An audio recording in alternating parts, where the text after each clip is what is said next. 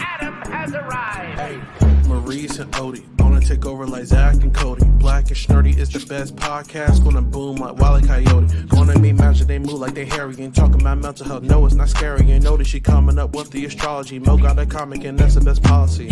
Maurice the goat, talking about animation cause you know. Odie, she moving wavy like the boat. Watching some movies and she taking notes. Yeah, kick back, listen. Black and Snurdy have risen. Upload on a mission. 5 stars, never dissing. Black and Snurdy, ooh. Black and Snurdy, yeah. Black and Snurdy. Hello and welcome to the Black and Snurdy podcast, the only podcast where two sexy black nerds come together to talk about whatever they want. I am Mo, aka Kid Licorish. And I'm Odie. And together we're back doing episode 107. For those of you, for pure transparency, we just recorded 25 minutes of a great podcast. Actually, it was like 30 minutes. Oh, 30 minutes. It was 30 minutes of a great podcast, only to discover that the video was not recording, only the audio. So if you would like to hear that, we will post that as a bonus. But we were today. We were talking about we're having a very special episode. Today is going to be a very special episode. Like, first and foremost, it's May. Yes. And what is May? May is Mental Health Awareness Month. Yes. It is also the month where everybody obnoxiously says, like, it's gonna be May, yes, or May the 4th be with you. It's also AAPI History Month. Yes, it is. There's a lot of things going on. But since we are mental health advocates, not experts, we wanted to just talk about have an episode dedicated just to mental health. Yes, and we honestly, we kind of when we're gonna put out that first chunk. It was good. It was really good. The our conversation was flowing. What'd you say? Our shots. Oh yeah. This is it because we're recording this again. You're gonna see us do some of our behind the scenes stuff, like each and every episode. Before the episode starts, we take a shot. We did that the first time, and nothing got recorded on the video. So now we're gonna do it on video, so that there's proof that this podcast is going, that this podcast exists, to an actually good podcast. I shouldn't say actually. I don't know why that is still a word in my vocabulary. Actually is a good word. No, but I feel like actually is like condescending. It can be. It can be. Oh, like you actually cooked dinner tonight? Yeah. Like that's like there's no way to say it in a nice way. You actually look really good. Yeah, exactly. Like it's the sarcasm, the word, actually. Yes. That might actually sarcasm the word. That might actually be the title of the episode. Actually, sarcasm the word. I'm gonna try to remember that because sarcasm I don't have a pen and I don't have a piece of paper. All right, but okay. Sarcasm actually. To actually recording this podcast. Yes.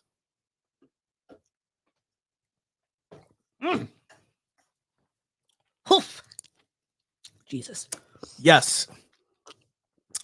All right. So, well, first, I'm going to kick it off with an explanation of what mental health is. Yeah, giving an explanation. So, I got this from the CDC, the Center of Disease Control. Yes. Mental health includes our emotional, psychological, and social well-being. It affects how we think, feel, and act. It also helps determine how we handle stress, relate to others, and make healthy choices.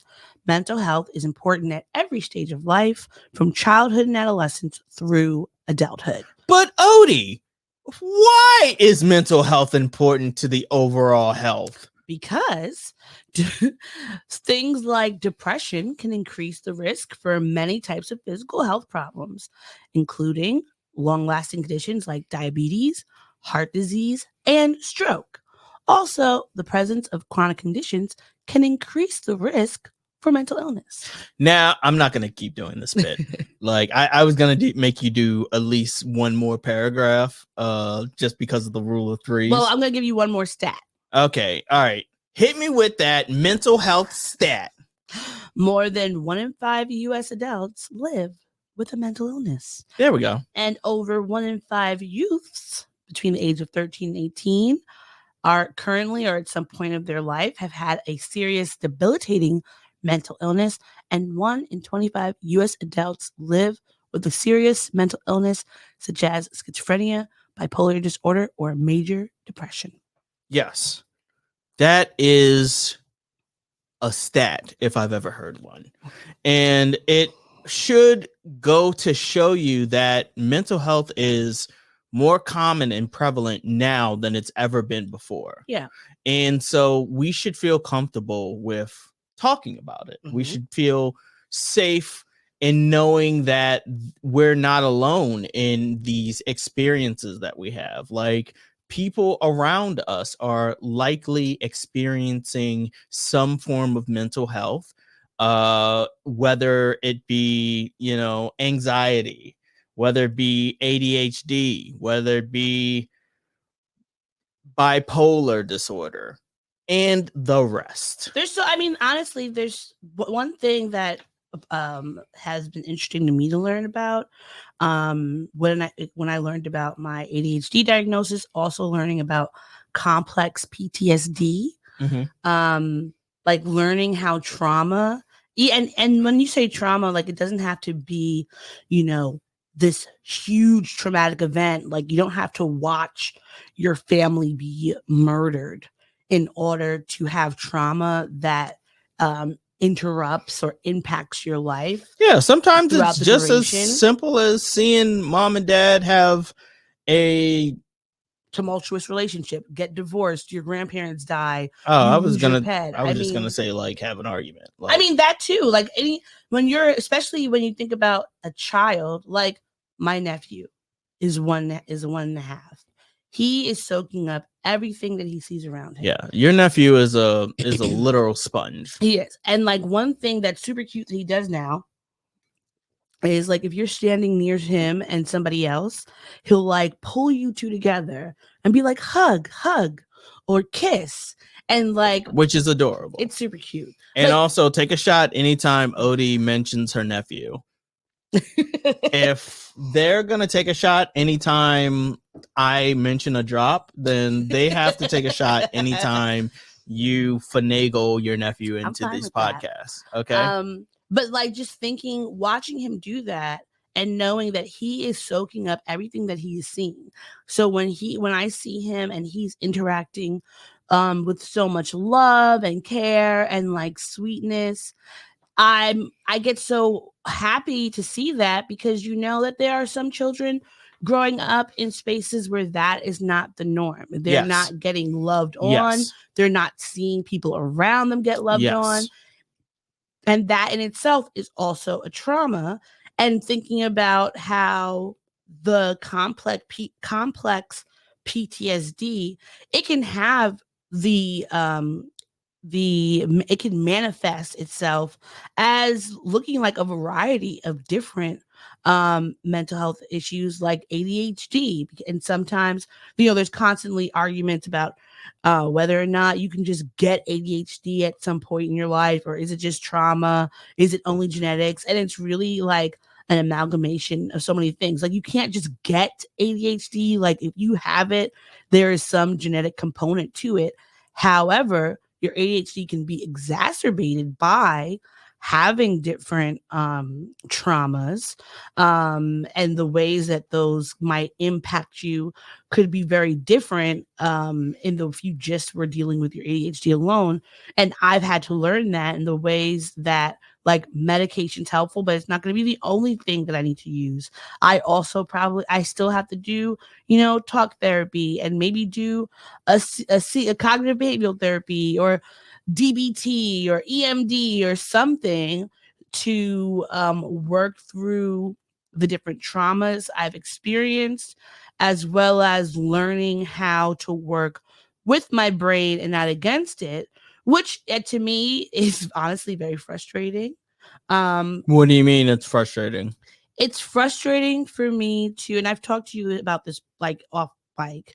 It is very frustrating to understand logically why something is happening, why I'm having difficulty doing things, why I'm feeling a certain way, and yet not being able to like do anything about it. If you understand what I'm saying, because it's like if I'm doing therapy, I'm taking meds, I'm working on trying to create, routines, I'm being very self-aware and understanding what my different moods and things are, and learning how to understand and feel my feelings and express my feelings in a safe, healthy way.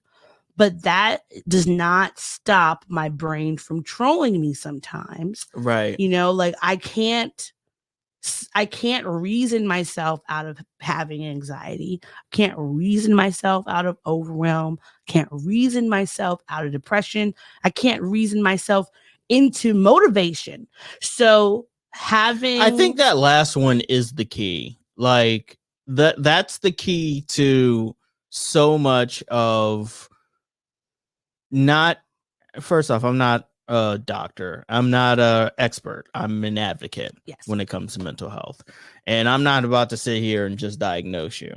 But I have found that at least for me, I have motivation that I can glom onto when I am going through a manic episode or a depressive state or a blue period or an incident that is causing me agita or anxiety. Like I have motivation like that, that I can lean back onto to help me get through it. I don't have that. No, you don't. Like the No, thing you is, don't. No, you and the don't. thing about it that's frustrating for me is that internally, I have a lot of motivation. I'm an extremely motivated person. But motivation is internal. But no, listen to what I'm saying. Sure.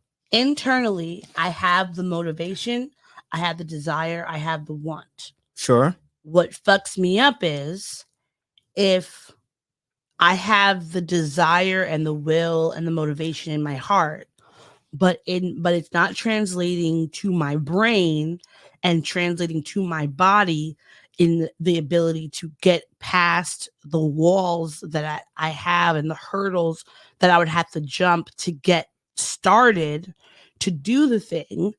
And that is the part that I have the most frustration with, because that inability to harness my motivation when I want to, like, having that motivation be blooming at 2 a.m. in the morning is not helpful for me, because even though at that time I might be motivated enough to do it and get up and start it, but my brain is going to be so tired that it doesn't matter. Like I might start the thing, but it's still not going to really be that helpful because I'm going to be so exhausted that I can't even do the thing the way that I wanted to do it. And then it comes in, then there comes the shame and the guilt for not being able to harness this motivation into a thing.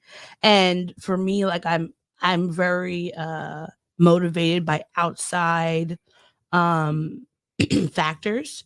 So it's like if you told me, oh, at 7 p.m. I'm going to cook dinner, then I could have I could have had no motivation, even though I'm screaming in my head to do the thing, do the thing, do the thing. And then like at 6 o'clock, I have this all of a sudden this burst of energy to like, oh, at 7, he says he's gonna cook dinner. Now I'm gonna clean the kitchen. And like then that will be the burst of energy. And sometimes it'll work out. 7 o'clock will come, you'll be ready to go. And then I'll be like, okay, great, done. And then sometimes I'll have that burst and then still not be able to complete whatever the task was. And then I feel even worse because now I feel like I've let you down. I've let myself down. I've let the world down because I wasn't able to do the thing that I wanted to do. I had a desire to do and an internal motivation to do because of an outside factor that I have no control over. And me not being able to control those parts of my life and my brain at any given time is what causes me so much frustration. Right. And I think this comes with the part that you also said is a frustrating avenue for you, which is working with your brain. Like, look, for mental health, like you said, 1 out of 5 people experience it. I can say this because my brain is fucked. Your brain is fucked, right? So, with fucked brain, what one needs to do is work within the realms that our fucked brains are giving us. Yes. You know? So, like you said, you have these spurts and everything like that occasionally come where the everything syncs up and then you start doing a thing, whether you complete the task or you don't complete the task. Intellectually, you know that you are capable within your fucked brain of having these spurts of energy. Let's call it energy. So then that is something to work around. Or obviously it's hard to work around when you don't know when it's gonna come and stuff, but then that brings in the idea of like taking notes if you like understand what led up to it, and maybe some of the triggers that trigger it, and if you can identify those things, then it would be helpful to better understand the actual point in which you get energized. And then from there, once you have a better understanding of your energization, from there you can utilize that energy for whatever thing you want to utilize for. Perfect example, my mania, it manifests in me but I'm more sexual, but I'm also more productive, like, and I end up spending more money than is necessary. All right, what I do is I channel that into making sure that like I'm not purchasing anything that's not super duper really like important for a reason. You know what I mean? And B, that it's not, well, I was gonna say not a large commitment of a purchase. Did you just buy something? No, I didn't just, I mean, these mics. Okay, this was the last big purchase. Yeah, this was the last big purchase. I bought these microphones on a fit of mania, but it falls in line with the first aspect that I am aware of and how my mania manifests itself, in that I need to focus it on something productive.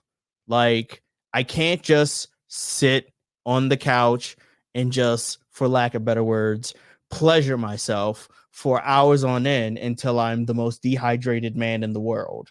Like, and that's understandable, but you know what? I don't think it's our brains that are fucked as much as it's society that's fucked. Because now listen to what I'm going to say. Okay. Yeah. I don't mean to sigh like that as if I'm exacerbated. I'm preparing my body for our conversation. Just like you have to prepare your body for Beyonce, I have to prepare my body for this conversation. So I think that a lot of it boils down to ableism. Sure. and internalized ableism. And I think that once we recognize as a society, as people who are neurodivergent and people who have different mental health issues, recognize that a lot, not to say that I wouldn't be devoid of ADHD if we lived in a society that was not based on a neurotypical brain. However, a lot of my stress and anxiety and depression would probably be different and it would look different because I wouldn't be um, drowning under the weight of shame and guilt and should haves and could haves. And, am I ADHD or am I just lazy? Am I trying hard enough? Maybe I should have done it harder. Maybe I really do need a planner. Or, like if in elementary school, instead of teachers writing you up for being, energetic or forcing you to, taking the books away from you because you finished your project or your assignment early, but you have to like sit there and you can't draw, you can't read, you're supposed to be just quiet and wait for all the students.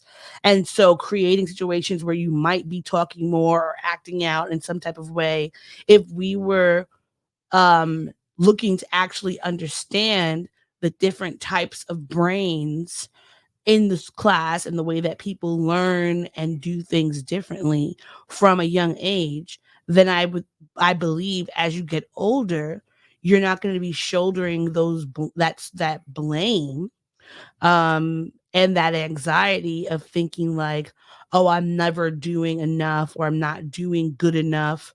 And like, you need all this help, etc., that might create, low self-esteem and all those other things, because we are living in a world that is centered around a very specific type of person.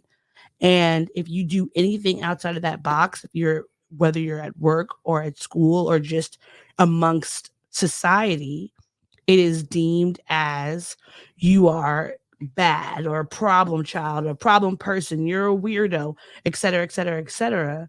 And, I've been working on decolonizing and de-ableizing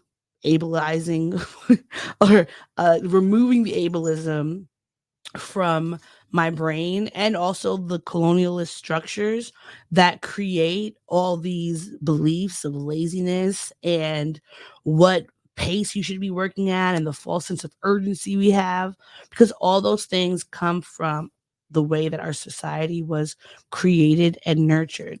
And even calling ADHD a mental illness, to me, I think is a little, I don't know if I want to call it patronizing, but having a brain that is wired differently, I don't think should be categorized as an illness. It's just like neurodivergence means your brain is wired differently. You have a different type of brain. And in reality, we probably all have different types of brains. So those things to me should be celebrated, and like having the diversity of thought, the diversity of mindsets, and the diversity of just like who we are as people should be something that's celebrated versus tolerated and seen as a deficit. Because as much as, yes, there might be people who have ADHD or autism or, whatever, that might really struggle to, live on their own, and just like be a member of society in a way that they would want. They need a lot of help, but like, that's fine. And if you do need help in whatever way, like that shouldn't be something that's like pitied or looked down upon. It should just be like, this person needs a little bit more help to do XYZ.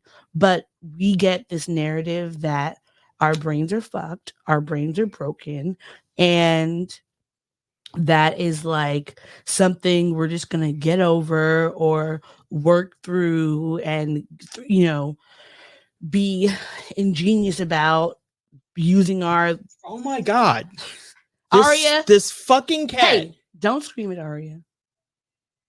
What am I Arya, supposed? It's she's not going to do anything she. besides just She's in front of the camera. Come on now. Get out of here. Get out of here.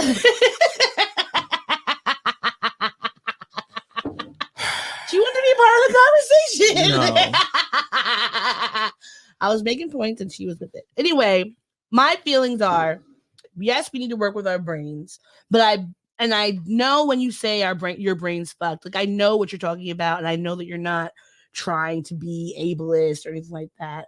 But I would also like us to reframe ourselves, because one, words mean things, and the way that you talk about yourself, even in a jokey fashion, does impact you as a person.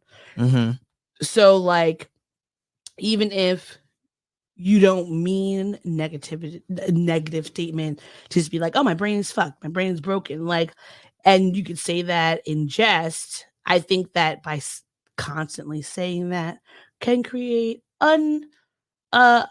unrealized negative things within us that when we're not joking will be floating around. Because if I'm hearing the same thing when I'm in a manic, depressive, anxious moment as when I'm joking, like my body doesn't know the difference. Sure. And so I try to be mindful of that and just aware that like ableism is extremely prevalent. Sure. And we were at the Black Zine Festival, and we had, we got this ADHD, or not ADHD, a Black artist, neurodivergent artist manifesto, and one of the tenants was like being pro neurodiversity is anti-ableist or something like that. I forgot the last one, but you could look it up. I'm gonna find her name.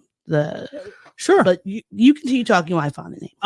I think this is where you and me kind of differ in our sort of idealism, mainly because like from you and you can correct me if I'm wrong, there's this emphasis of like examining society and how it impacted our mental health and our mental healthy and brothers and sisters and all in between, in order to better understand. And I think that there is merit in understanding the societal impact of ableism, the societal impact on how we as a society treat mental health, and how, we as a society, like I talk about it all the time about how in the 90s, the Black community, as open and accepting as they were about some things, they were very closed off about other things, but I don't personally see the merit from a practical standpoint of application is what I will say. What do you mean by application?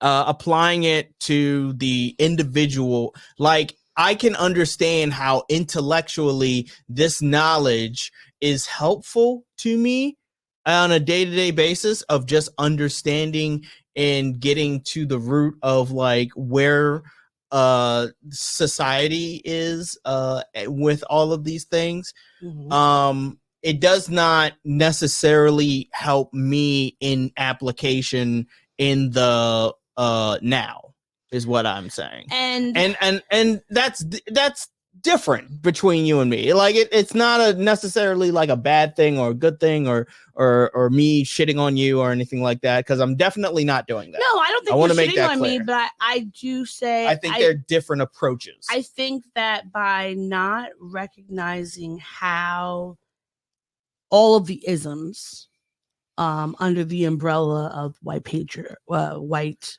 supremacy and patriarchy and capitalism, et cetera, we have to be able to understand ourselves in the micro and in the macro, right, to be able to combat and fix and do better in the different facets of our lives, and being able to remove the doctrine that we are broken people and that we are less than and have all these issues that need to be managed, and we are some sort of burden on society, is what I think that we have to remove from ourselves in order to remove the ableist mindset and the ableist language and the ableist shame and guilt that we have, because the same way we have to unlearn internalized racism, we have to unlearn colorism, we have to unlearn xenophobia and homophobia and transphobia and biphobia and all the other phobias,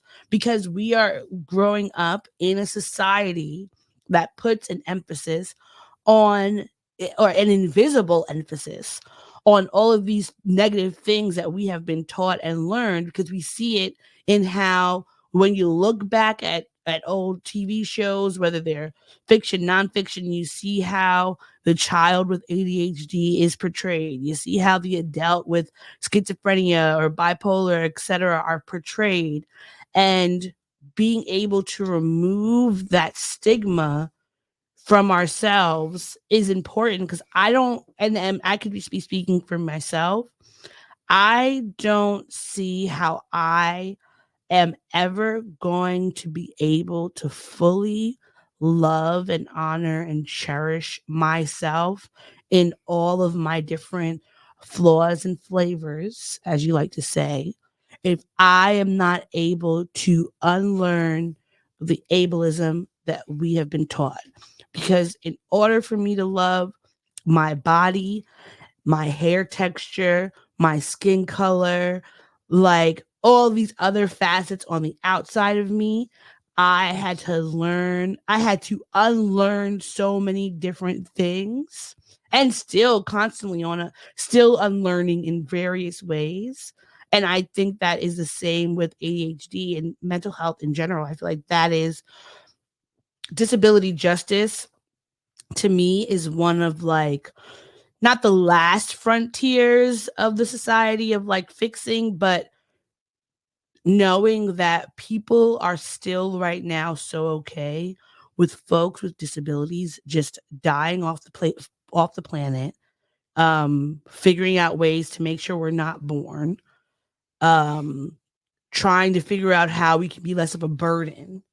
And that, to me, is a mindset that I don't want to carry on, and I don't want to prop up, like, because sometimes, and I don't know about you, but I sometimes will read things from like decades ago where you talk about, if you had a child with any sort of neurodivergence, people would just put them in a freaking home, regardless of whether or not they could have been active members of society and brought something to the world. It was like, just put them away, or you might abort them, or whatever the case may be.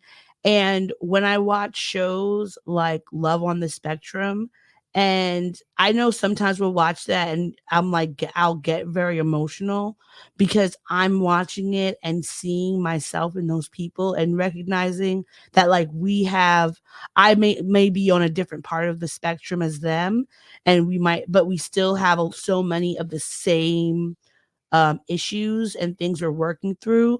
And also recognizing that there are people who, if they could do a study or like a test when you're pregnant and tell you whether or not your baby is going to be neurodivergent, that someone be like, oh, I'm going to get rid of the baby because I don't want to have to deal with that.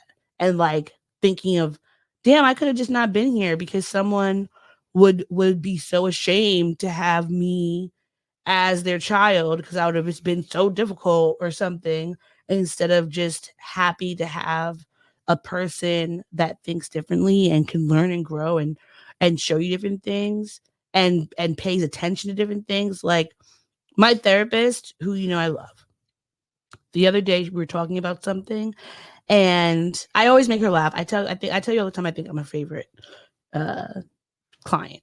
But I think you're her favorite client for other reasons than because she has to see me so much. Yeah, because she's getting a constant check. Yeah. But what happened? Like I said, I'm her favorite client, And so I said something and she kind of smiled. I knew she wanted to laugh. And she was like, I wanted to laugh. And she was telling me why. And she was like, I said that because I noticed that you pay a lot of attention and you can tell when we have the type of relationship where I can tell you things. And also I noticed that you pick up on a lot of things, like you're laser focused on things. So you can see when there might be some sort of change. And I would like to just give you that information so you're not guessing, which I really appreciate because I would have guessed like, oh, she wanted to laugh and, didn't for whatever reason. But her being able to recognize those things in me is very important because sometimes I'll be like thinking I'm crazy for the things that I'm feeling or thinking and noticing that maybe other people might not notice and being super observant, which is one of my superpowers. And knowing that sometimes that is taken out of context or people might think that I'm being observant is like rude or I'm being obnoxious or nosy or whatever, when in reality, I'm just curious and asking for clarification or whatever the case may be.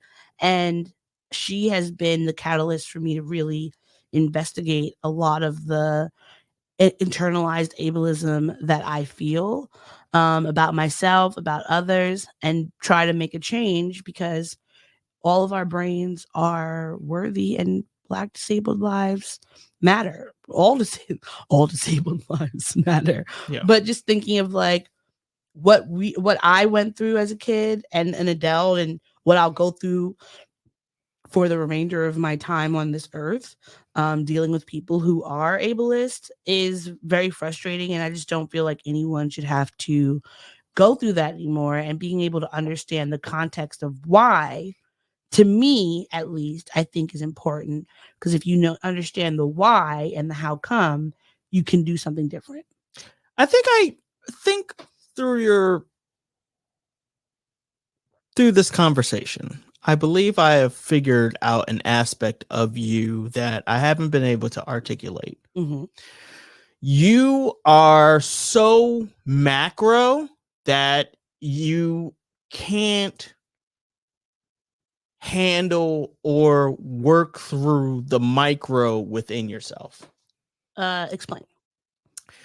You just went on a tear just now of essentially telling us how the societal impact on mental health has been something that you are aware of, and you went on how it affects other people, how it affects you, how the fact that it affects other people affects you, and all these various things. Sorry for the lack right. of articulation with this. I'm doing the best that I can on the fly, but you're so galaxy brained that zooming in on the micro is a challenge for you, I think. Well, you know what? It's not that it's a challenge. It's just that because I am super macro, because I can see all the way the dots connect on the bigger part. Right. And so I can see the larger picture. I can see the forest. I can see the trees. I can see the roots. I can see the weeds. And since I know that all these things are connected and moving together simultaneously, like I can zone in on the micro, but I know that in order to change the micro, there has to be a macro change. I actually, I think that is a school of thought as far as a method that you can do. I personally think that in order to make significant change within oneself, you have to zoom in on the micro. Yes, there is macro things that will impact the micro.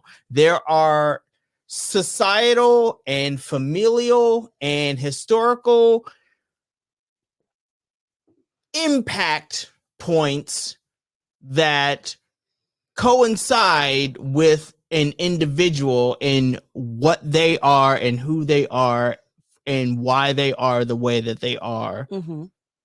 But I think in honing in on the micro, honing in on the self, actually looking within and maybe going a little bit macro here or there, just like outside, just the immediate surrounding is what I personally have found to be helpful to enact like major change. And mind you,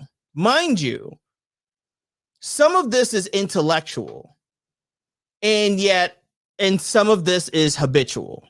Like, what I mean by that is that intellectually, I know a bunch of this stuff. Habitually, I've committed this stuff to memory in my muscles and committed it to the habits of what I will do. Right? Yeah. The intellectual stuff is not to say that it's lip service, but the intellectual stuff is harder to change into habitual stuff. Yes. For any number of reasons. It could be historical, it could be macro, it could be societal, it could be a number of reasons. But the intellectual is there, and I know that it's there, but I understand it and I know it on a micro level.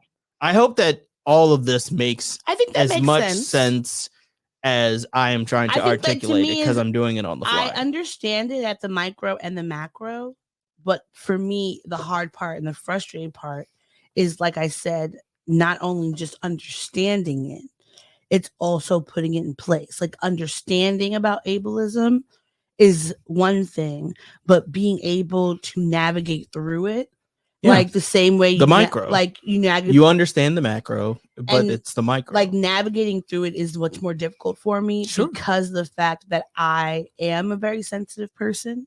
So even if it's not happening to me, if I see somebody else being ableist, I am going to put in my brain that I know that I can't trust this person in this way, because they are going to, if I let them see all of me, I'm going to be getting this vitriol that they've just given to this other person because this other person was somehow different or whatever. And so the getting it from the macro to the micro, even while I know all of them and can see all of them, I think sometimes the seeing all of it is the overwhelming part, because it's like having all this information, but like, what do I do with it? And only feeling comfortable to really discuss that with other people who I know understand or are in the same place. Because I mean, if they said 1 in 5 people are dealing with mental illness, there are so many people who do not know and possibly are just able to mask or code switch really well. So really, the stat is 1 in 5 people are experiencing mental health, but of those, of the collective, you could get 5 of those. 2 of those out of the 5 people are probably masking. Well, the thing is, that stat, I think that stat is dedicated specifically to people we know. Sure. That's not even countering in the folks who will never go to therapy, will never get any sort of anything or treatments or anything like that. I think it actually does factor that in. You think it does? Yeah, I think it factors, like, it's just in general, 1 out of every 5 persons, regardless of whether they are of diagnosed, a certain generation or diagnosed or what have you. I think that stat is just blanketed as people. 1 out of 5. But 1 out of 5. It's like, if 1 out of 5, okay, 1 out of 5 people have it, that's a lot of people. That is a lot of people. But then it's like, if a lot of those people either are not being treated, not recognizing that they have mental illness, or have not unlearned ableism, how effective is any change going to be? Because I think that when it comes to disability rights, and even though there's a debate about whether you should call. Hold on, wait, time out. We were initially talking about you. How does any of this, like, I know how it affects you, but like, what is in overall, like, I do understand how it affects you. What I'm saying is that, how does this information service you? It gives me information. Yes. I have information to navigate the world with. as in being able to recognize that 1 in 5 people have a mental illness.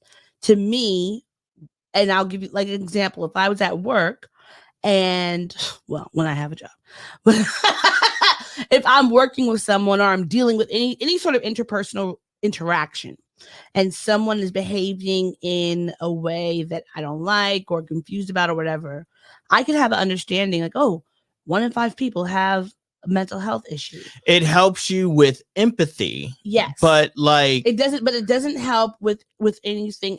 Well, I'm not saying anything else, but like understanding that this could happen is great. But it's also like, if I could understand it, but then if those people aren't doing anything to help themselves, it's not going to really help me. It's just for me to be able to understand. All right, hold on. Wait. What does them not understanding their own mental health have to do with your mental health? Because then I will see them through a lens of I'll see them through that lens having an issue, not knowing they have an issue and not dealing with it. So in the way that they interact with me, I know is going to be colored through that. Sure. And so then recognizing, okay, this person is treating me this certain way or responding in this type of way because they got something going on. I don't know what it is. They don't know what it is, but I'm going to deal with them differently than somebody else who has a certain awareness about who they are and maybe a little bit more, not say ownership, but just like they're just more aware. So I know that I can respond to them in a certain way. Like I know if I'm talking to you about something and say like you were to have like a really bad attitude randomly out of nowhere, then knowing what I know about you, I could say to you, hey, are you having a manic period right now? Are you in your blue period or whatever? I feel like maybe we are not hearing each other and something's happening in our interaction, and you would understand and accept, oh, maybe I am during my blue period and I'm having this attitude, or maybe it doesn't matter whether I'm in my blue period or not. I just have an attitude, but we would be able to have a discussion about it in a different way. So it helps you habitually because you then navigate and move accordingly from that. Yeah. Okay. All right. And that is an example of how the macro can help you in the micro. Yeah. But like, and that's fine. That works perfectly. Like I said, like these are two schools of thought. I personally don't subscribe to it. But that doesn't mean that I'm being dismissive of it. I see its merits. But I also, from an outside looking in, I see how it could cripple you from being able to actually make substantial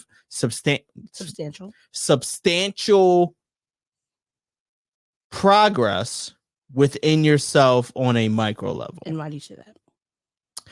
I think that there's so much information. There's so much macro. Mm-hmm. And because you're horny for social justice, you get a hard on for it, right? Which is why the ableisms and all the isms like are in your head at any given moment and how they impact the world and society and how society has impacted you and you impacting the world and everything like that. It's so macro. It's so much information that no wonder like that you haven't been able to fucking figure some of the micro stuff that you probably should have figured out a couple years ago out at all. Period. Point blank. Because it's so much, you're inundated with information. You're inundated with so much noise. It's mental noise. I would say you are inundated with mental noise that would probably prevent you, or probably is on some level preventing you from dealing with some of the more micro portions of your life that exist.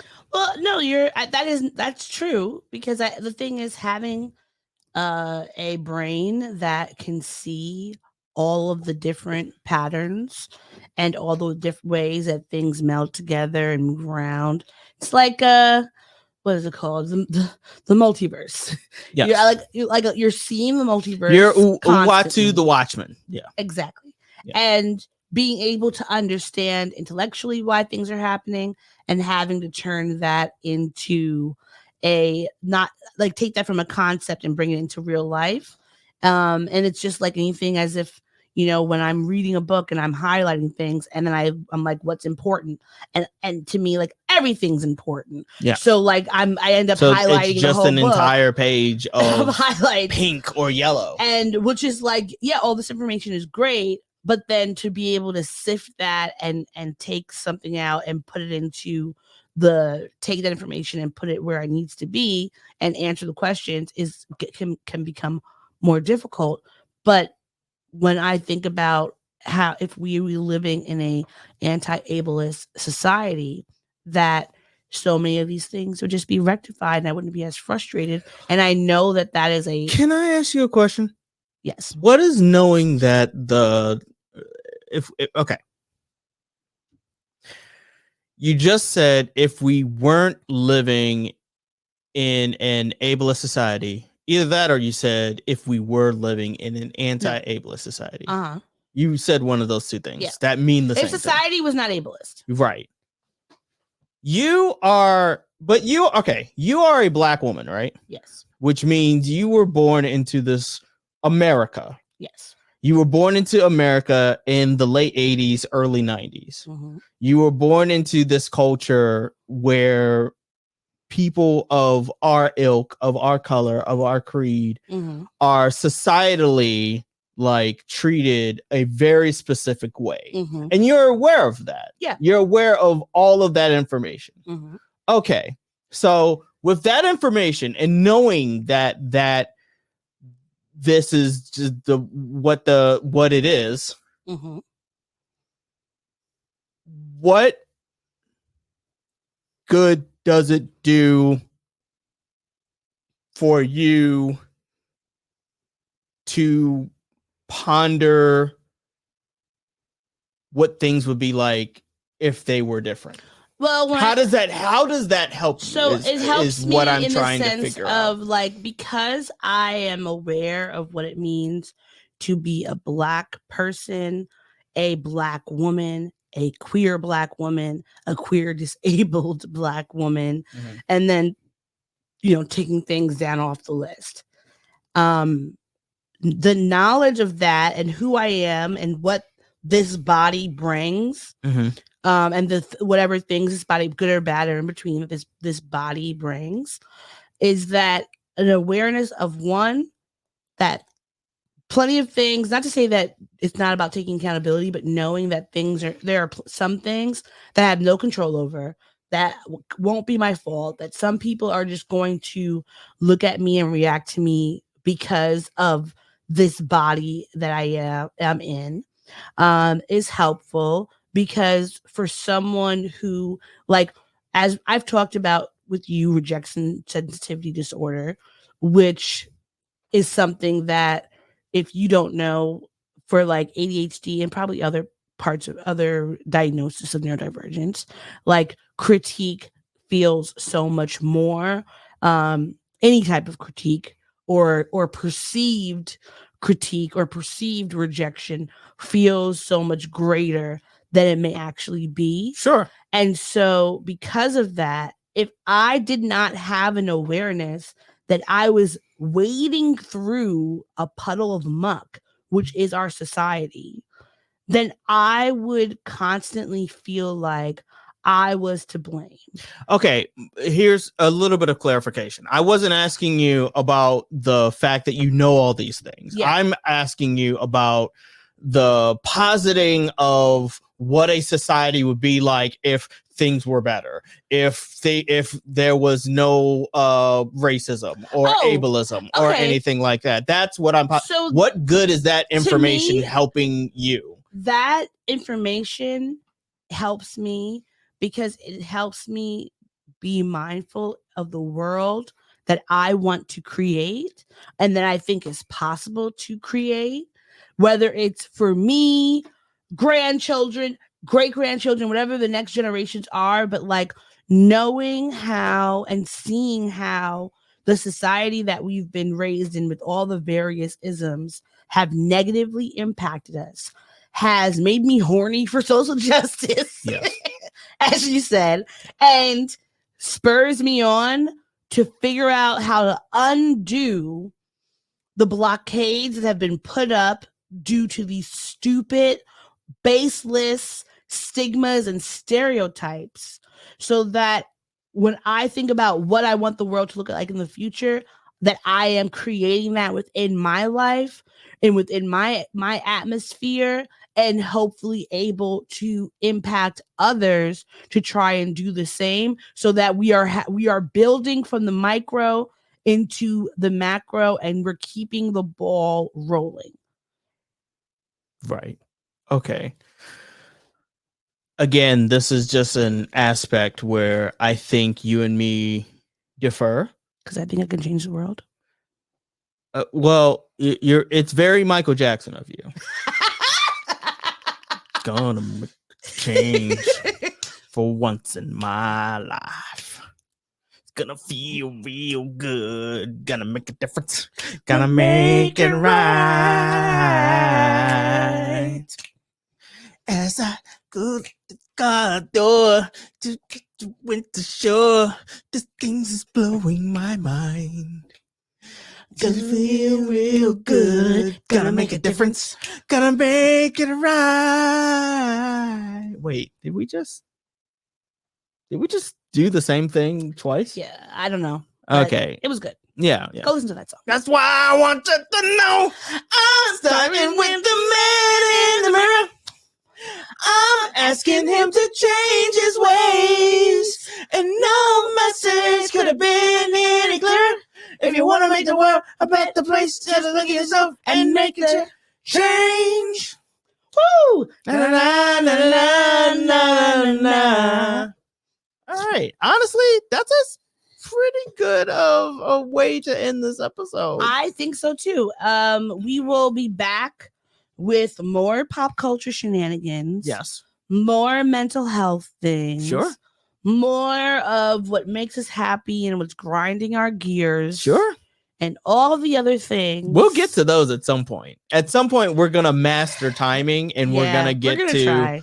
Maybe we should just, the actual segments. I feel like, and y'all listeners, please tune in, check in, comment, subscribe, all that. Sure. Let us know. Let us know.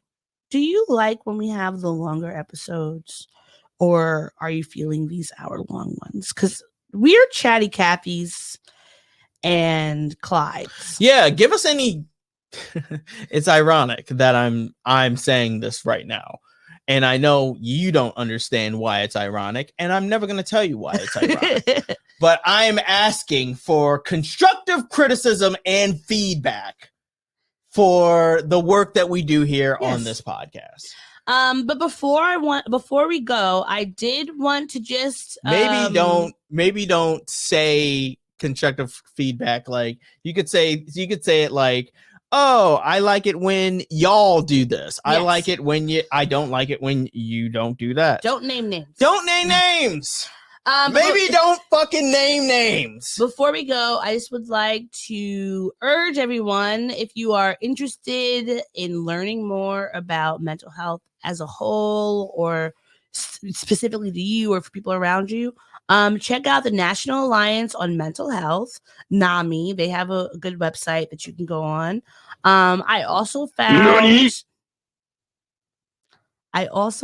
some organizations for bipolar and ADHD. So there's the International Bipolar Foundation, IBPF.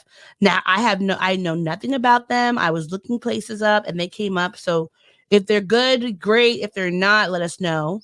There's also the Depression and Bipolar Support Alliance, DBSA.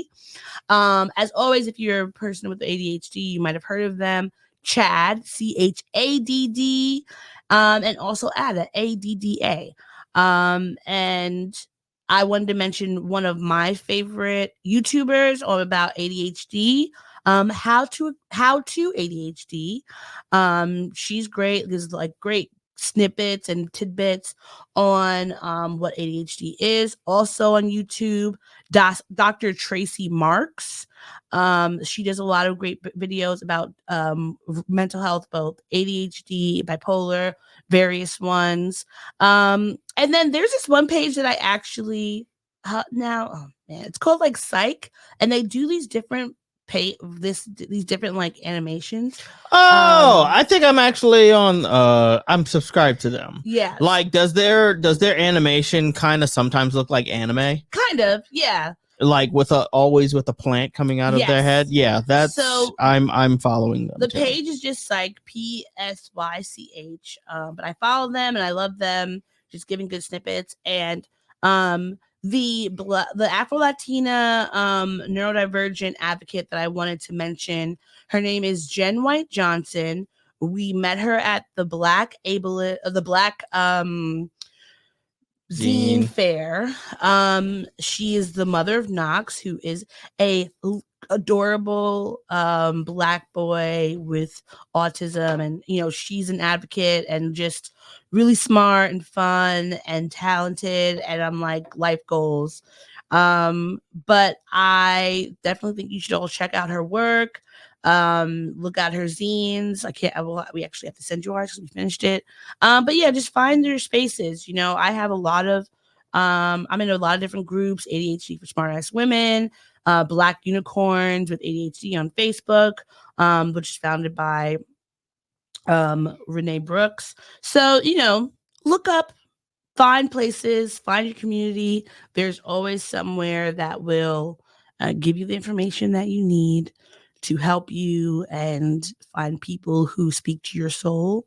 And I just, want everyone to be all right. Okay. That's it. That's great. I'm glad we were able to give our listeners the necessary resources that we're interested in, as well as something that they could look out for. Having said that, I am not including those into the show notes, so you can look those up on your own. Since when? Because you just said 20 of them, and I'm not doing that. I'm going to send you the links, and you're going to put them in the description. You know what? You send me those links, I'll put them in the description. Okay, there we go. If you don't, then they're not going in there. So anyhow, right now. All right. Anyhow, with that being said, that is everything. We will see you next time. Keep it easy. Take it sleazy. Bye. Thanks for listening to the show. If you'd like to contact the podcast, you can reach us via email at blackandsnerdypodcast@gmail.com. You can also find us on Instagram and TikTok at Black and Snurdy Podcast, as well as on Twitter at Black and Snurdy. You can find me, Maurice, on all social media under the handle Licorish is Legit. That's LICORISH is legit. And you can find me on Instagram. It's ThatsOD, and on Twitter, THATSOD_E. And don't forget to like, rate, and subscribe to us. Tune in next time to the Black and Snurdy Podcast, where nerds of a feather flock together. Remember, bye. Boy. Not yet. No, this is keeping it. We're keeping this in. Don't forget to take your meds and your subs and drink water. Bye. Bye. I actually want to keep that.